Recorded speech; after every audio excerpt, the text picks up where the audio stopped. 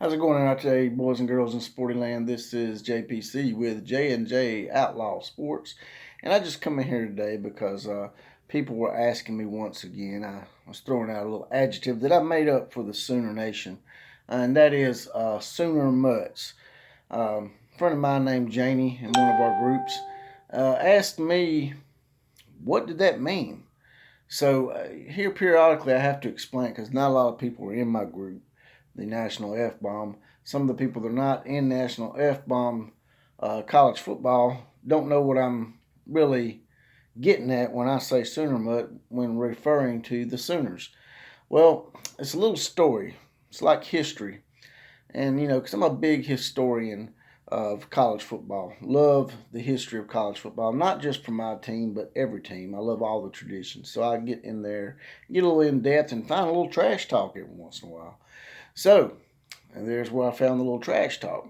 Because you see, back in 1919 or 1918, somewhere around there, the Oklahoma Sooners and their alumni and some of their students decided they want a mascot, but they didn't want to be like everybody else.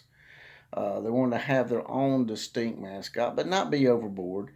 They didn't want to have some big ass cow named Bevo or some lassie looking dog like in College Station. So they went on a little field trip to Mexico one weekend and stumbled across this dog down there that was unique. It looked like any dog they'd ever seen before.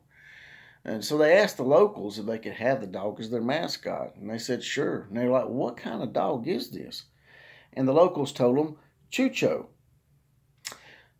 But in their rush to be unique and to come back and one up the Texas schools and maybe even that school over in Stillwater that's not really worth mentioning, they come back without getting a translation on the word Chucho.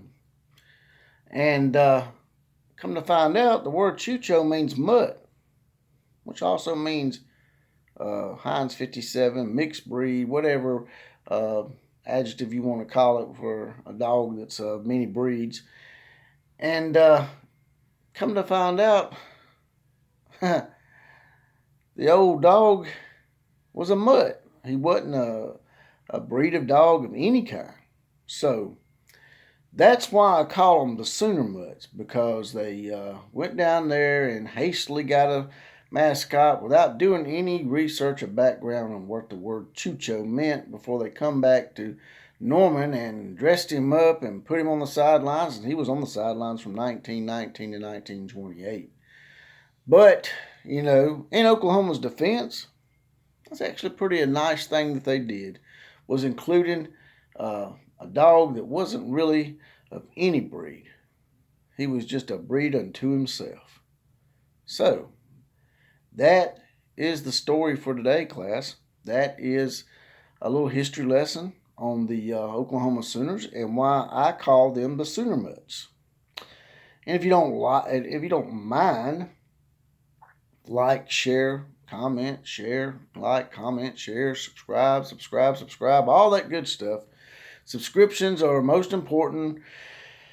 It's all free, so just hit that little bell and holler at me sometimes in the comment section, as I said before. And if you have any interesting stories about any college teams that you can relay to me, I'll be more than glad to pass them along as well.